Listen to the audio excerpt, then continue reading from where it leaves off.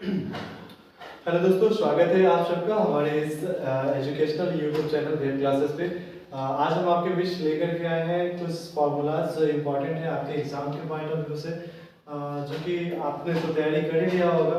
तो आप अगर इस क्लास को पूरा देखते हैं तो मुझे ऐसा लगता है कि आप अपने ऑब्जेक्टिव के क्वेश्चंस जो कि मैथ्स के होंगे उनको आप पूरे तरीके से कवर कर पाएंगे। तो आइए एक एक करके चैप्टर वाइज हम पूरे के पूरे फॉर्मूलाज को देखें और उसके छोटे मोटे यूज को समझें, ताकि आपको कोई दिक्कत ना हो और आप अच्छे से मार्क्स अपडेट कर सकें। ठीक है, तो आइए शुरू करते हैं। सबसे पहले हमने रखा है इस फॉर्मूलाज में, बेसिक फॉर्मूलाज में ट्रिग्नोमेट्री को, क्योंकि ट्रिग्नोमेट्री का सेक्शन बहुत बड़ा होता है और इसमें बच्चों को सबसे ज़्यादा दिक्कतें आती हैं। तो हमने इसी सेक्शन को पहले रखा है। तो एक एक करके मैं त्रिकोणमिति का यानी कि ट्रिग्नोमेट्री का पूरा फार्मूला बताता हूँ आपको और फिर आगे बढ़ते हैं। इस पूरे फार्मूला का पीडीएफ आपको नीचे टेलीग्राम के लिंक में मिल जाएगा, आप जाकर के ले सकते हैं। तो आइए शुरू करते हैं। सबसे पहले आता है त्रिकोणमितीय अनुपात। त्रिकोणमितीय अनुपात में जैसा कि एक त्रिकोणमिति है, तो यहाँ पे आप जानते हैं कि एक राइट एंगल ट्रायंगल पे काम करता है। राइट एंगल ट्रायंगल में आपको क्या होगा, एक ट्रायंगल है ए बी सी, यहाँ पे एंगल बी जो है वो एक राइट एंगल है। हम जानते हैं कि जो नीचे का जो बेस होता है इसको हम लोग क्या कहते हैं, आधार कहते हैं। आधार को बेस यानी कि बी कहते हैं। इसके सामने वाला जो होता है, यहाँ पे अगर हमारा थीटा है तो इसका बेस क्या है, थीटा के साथ जो 90 डिग्री का एंगल लगा हुआ होता है वो उसका बेस होता है।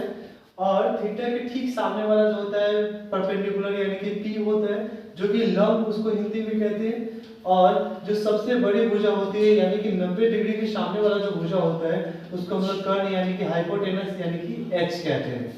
तो इस सेंस में अभी हम लोग त्रिकोणमितीय अनुपात पे चर्चा करेंगे कि आखिर होता क्या है। जैसे आप लोग त्रिकोणमिति में जानते ही हैं कि हम लोग साइन, कॉस, टैन, कॉट, सेक, कोसेक, ये 6 थीटा के बारे में हम लोग पढ़ते हैं, 6 अनुपात को पढ़ते हैं। इसमें से किसका अनुपात कितना होता है नहीं होता है इसके बारे में जानते हैं। तो सबसे पहले आपको मिलेगा साइन थीटा। तो यहाँ से साइन थीटा बराबर हो जाएगा आपका P बटा H, यानी कि आपका लंब बटा कर्ण। ठीक है।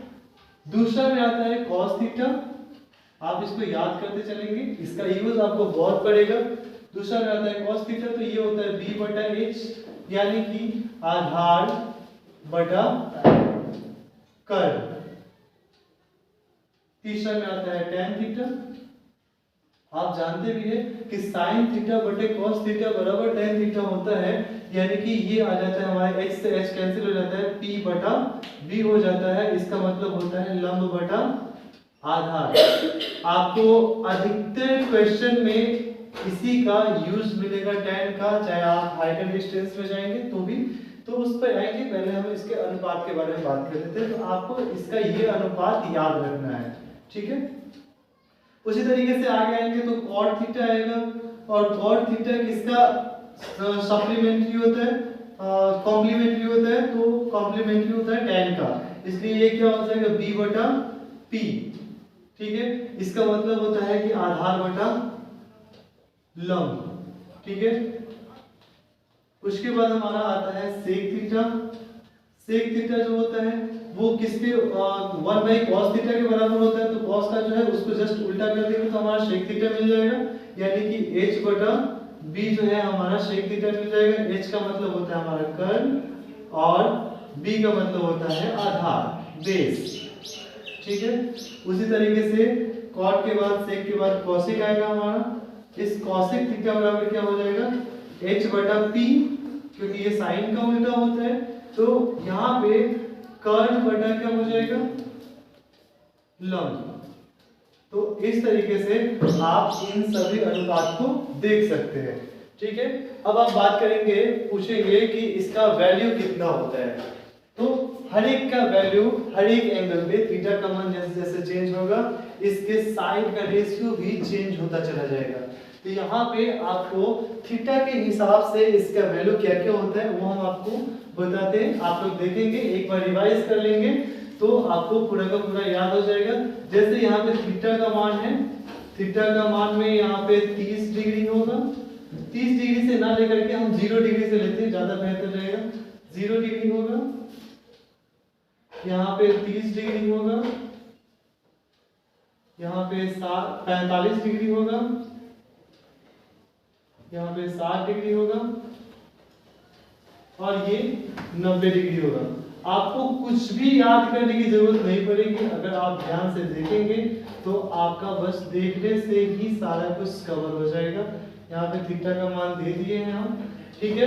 अब क्या करने जा रहे हैं कि यहाँ पे साइन थीटा का वैल्यू 0 डिग्री पे कितना होगा, 30 पे कितना होगा, 60 पे कितना होगा, 45 पे कितना होगा, 90 पे कितना होगा, सबके बारे में चर्चा करेंगे। जैसे सबसे पहले साइन से ही शुरू करते हैं।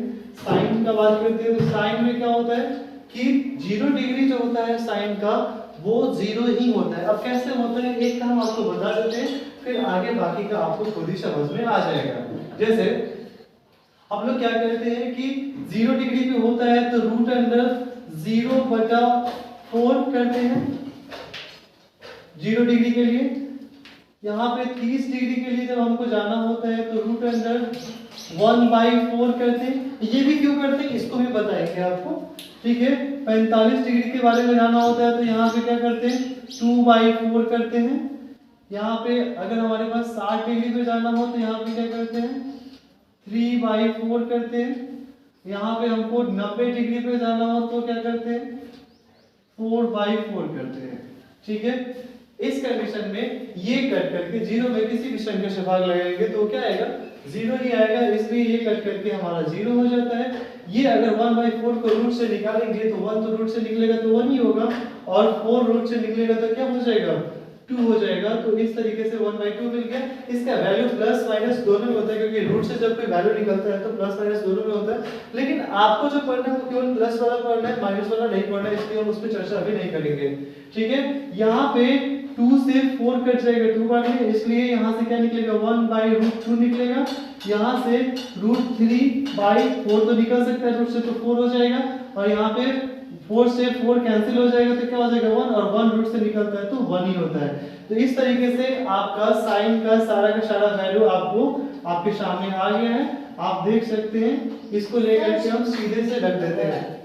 जैसे सॉरी यहाँ पे √3/2 होना चाहिए था क्योंकि 4 रूट से निकलेगा तो क्या आएगा 2 होगा, ठीक है। तो इसका वैल्यू हम लेकर के यहाँ पे रख देते हैं। एक 0 हो जाएगा, एक 1/2 हो जाएगा, एक 1/√2, एक √3/2 और एक हमारा क्या हो जाएगा 1 हो जाएगा। हम जानते हैं कि साइन किसका कॉम्प्लीमेंट्री होता है तो कॉस का होता है। यानी कि अगर साइन एक आपको और चीज पढ़ने को मिलेगा जहां पे आपको देखने को मिलेगा क्या कि साइन 90 डिग्री माइनस थीटा, इसी को कॉम्प्लीमेंट्री एंगल कहते हैं, is equal to cos theta होता है, ठीक है। तो जो साइन 0 डिग्री है वो साइन हमारा कॉस क्या हो जाएगा 90 डिग्री के बराबर हो जाएगा, ठीक है। तो अब हम कॉस की बात करते हैं तो जस्ट इसका उल्टा कर देंगे और कुछ नहीं करना है। यानी कि जो 90 है वो 0 पे हो जाएगा, जो 60 पे वो 30 पे हो जाएगा, 45 से बीच में ही रहेगा, सब एक दूसरे से एक्सचेंज कर जाएगा। तो इसको याद करने की जरूरत नहीं, सीधे लिख करके हम इसको क्या कर सकते हैं ऐसे डाल सकते हैं √3/2 1/√2, इसको डालेंगे तो 1/2 और इसको लास्ट में डालेंगे तो ये क्या हो जाएगा 0। तो इस तरीके से हमारा वैल्यू कॉस का भी आ जाता है। कॉस के बाद हम बात करते हैं tan थीटा की। तो tan की बात करें तो tan में हम क्या करते हैं, हम जानते हैं कि tan थीटा बराबर होता है sin थीटा बटे cos थीटा। यानी कि sin थीटा के बटा में अगर cos थीटा करेंगे तो हमारा tan थीटा आ जाएगा। यानी कि 0 में अगर 1 से भाग देंगे, हम जानते हैं 0 में किसी भी चीज से भाग देते हैं तो 0 ही आता है, तो tan 0 हमेशा 0 होगा। अगर tan 30 की बात करें तो ये नीचे से √2 से 2 कट जाएगा तो क्या बचेगा 1/√3। अगर इन दोनों को डिवाइड करेंगे तो आप डिवाइड करके साइड में चेक कर सकते हैं 1/2 डिवाइड बाय √3/2 और ये साइन चेंज होगा तो 1/2 into 2/√3, 2 से 2 कैंसिल हो जाएगा, आपको 1/√3 देखने को मिल जाएगा। तो उस कंडीशन में यहाँ पे tan 30 डिग्री का मान क्या हो जाएगा 1/√3, tan 45 डिग्री का मान क्या हो जाएगा, ये दोनों इक्वल है और दोनों को डिवाइड करेंगे तो क्या होगा, वैल्यू हमेशा 1 आएगा। तो यहाँ पे क्या आ जाएगा 1, क्योंकि एक बार में दोनों कट जाएगा। इसमें भी 2 से 2 कैंसिल हो जाएगा तो सीधे √3 बचेगा। और यहाँ पे 1 में 0 से भाग देंगे तो अनंत आएगा, क्योंकि किसी भी संख्या में हम 0 से भाग देते हैं तो वो संख्या क्या हो जाती है, अपरिभाषित हो जाती है। तो इस तरीके से हमारा वैल्यू निकल करके आ जाएगा। कॉट की बात करते हैं तो कॉट में क्या हो जाएगा, जस्ट इसका उल्टा हो जाएगा। tan कॉट जो होता है, जैसे हम आपको यहाँ पे बताए हैं कि sin 90 degree minus theta cos theta होता है, उसी तरीके से tan 90 डिग्री माइनस थीटा बराबर क्या होता है, cot थीटा होता है। ठीक है, तो वही काम करते हैं। तो यहाँ पे जो आपका इनफाइनाइट है वो आ जाएगा 0 डिग्री पे, यानी कि cot भी इनफाइनाइट 0 पे होता है। ये फिर √3 हो जाएगा, ये 1 का 1 बीच में वही रहेगा, ये 1/√3 हो जाएगा और ये लास्ट में 0 आ जाएगा। इस तरीके से आपका cot का भी वैल्यू आसानी से फाइंड आउट हो जाएगा। अब बात करते हैं sin और cos की। तो आपको मालूम है कि sin थीटा बराबर क्या होता है, cos थीटा बराबर क्या होता है। तो हम यहाँ से sec और cosec कैसे निकालेंगे, तो sec थीटा बराबर होता है 1/cos थीटा, यानी कि cos थीटा को ठीक उल्टा कर देंगे तो वो क्या हो जाएगा, sec थीटा हो जाएगा। तो हम यहाँ से sec थीटा पहले फाइंड करते हैं, क्या होता है, यहाँ से हम sec थीटा निकालने के लिए cos का उल्टा कर देंगे तो sec आ जाएगा। तो ये 1 को उल्टा करे या सीधा करे, कैसे भी करे वो तो 1 ही रहेगा, वो तो चेंज होने से रहा, तो क्या हो जाएगा, ये 1 ही रहेगा। अगर हम बात करें क्या कि √3/2 को चेंज करेंगे, उल्टा करेंगे तो क्या हो जाएगा, ये 2/√3 हो जाएगा। बात करें 45 डिग्री पे तो यहाँ 1/√2 को चेंज करेंगे तो क्या हो जाएगा, √2 ऊपर चला जाएगा और नीचे 1 आ जाएगा। और आप जानते हैं कि नीचे में 1 हो तो उसका कोई वैल्यू नहीं होता है, उसका कोई लिखने का मतलब नहीं रह जाता है, तो हम सीधे इसको क्या करेंगे, √2 लिखेंगे। और बात करें 60 डिग्री में तो ये 2 ऊपर चला जाएगा और 1 नीचे आएगा, तो इसको भी हम डायरेक्ट क्या लिख सकते हैं, 2 लिख सकते हैं। और अगर बात करें इसके तो एक यहाँ पे 0 है, कोई भी संख्या होता है उसके नीचे में नहीं कुछ होता है तो क्या होता है, 1 होता है। तो जब हम इसको उल्टा करेंगे तो 1 ऊपर चला जाएगा, 0 नीचे आ जाएगा। तो 1 ऊपर चला गया, 0 नीचे आ गया। और हम अभी देखे tan में कि जब 0 नीचे रहता है, 0 से किसी भी संख्या में भाग देते हैं तो हमको क्या मिलता है, अपरिभाषित मिलता है। तो हमको यहाँ से क्या मिल जाएगा, अपरिभाषित, यानी कि ये साइन मिल जाएगा। ठीक है, और हम एक और फार्मूला के बारे में बात करेंगे जो कि आपको यहाँ पे 2 फार्मूला बताई है कि यहाँ पे sec थीटा बराबर होता है sec 90 डिग्री माइनस थीटा बराबर होता है cosec थीटा। क्या होता है, cosec थीटा। तो इस कंडीशन में ये भी उसी तरीके से उल्टा हो जाएगा जिस तरीके से sin का उल्टा cos हुआ था, tan का उल्टा cot हुआ था और sec का उल्टा cosec होगा।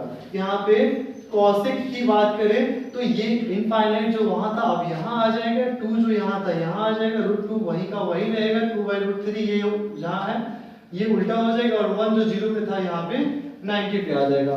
इस तरीके से आपका रेशियो का टेबल तैयार है और आप देख सकते हैं कि कितनी आसानी से लिख दिया गया है। आप याद भी कर सकते हैं, आपको याद करने के लिए ज्यादा कुछ नहीं चाहिए, आपके पास एग्जाम में बहुत सारे समय रहते हैं। अगर आप सही से समय का यूटिलाइजेशन करते हैं तो आपको बस करना क्या है कि कम से कम आपको साइन और कॉस का मान याद रहना चाहिए। उसके बाद आप चाहे तो अपने दिमाग से बहुत सारा जो पूरा का पूरा वैल्यू निकाल सकते हैं।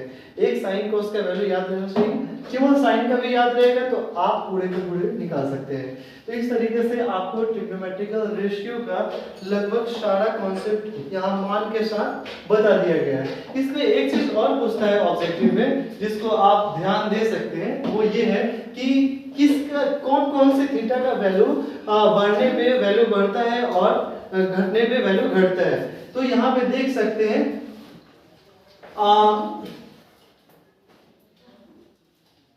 साइन, यहाँ पे देखिए साइन का वैल्यू बढ़ रहा है, कॉस tan का वैल्यू बढ़ रहा है ना। उसके बाद किसका ये sec का वैल्यू बढ़ रहा है कि नहीं बढ़ रहा है जी, बढ़ रहा है।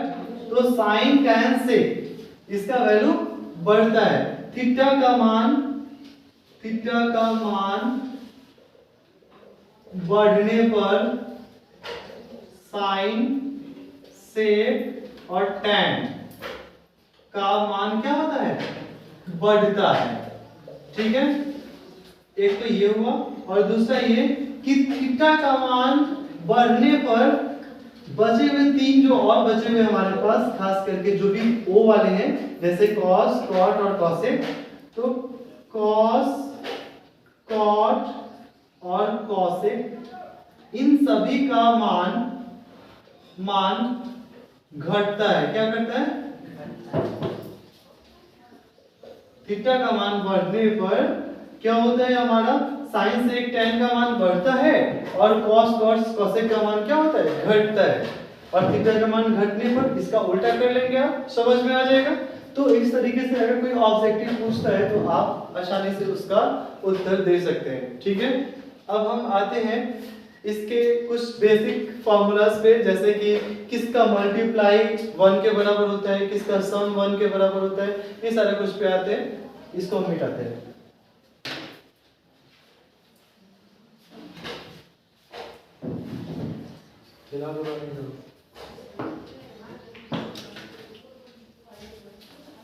चलिए, तो अब हम लोग आते हैं किस पे, तो किस थीटा का मान एक दूसरे से मल्टीप्लाई होता है या ऐड होता है, तो क्या होता है, खास करके मल्टीप्लाई में देख लेते हैं कि किसका किसका मल्टीप्लाई 1 के बराबर होता है। तो यहाँ पे सबसे पहले sine theta into cosec theta बराबर क्या होता है, 1 होता है। इन दोनों का अगर थीटा सेम हो तो हम कह सकते हैं कि इनका मल्टीप्लाई 1 के बराबर होता है।